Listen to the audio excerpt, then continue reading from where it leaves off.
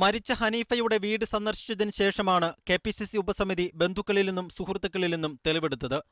ഇരു ഗ്രൂപ്പുകളുടെയും പ്രാദേശിക നേതാക്കളിൽ നിന്നും തെളിവെടുത്തു. അന്വേഷണം പൂർത്തിയാക്കി ഒരാഴ്ചക്കകം വിശദമായ റിപ്പോർട്ട് കെപിസിസി അധ്യക്ഷൻ സമർപ്പിക്കും.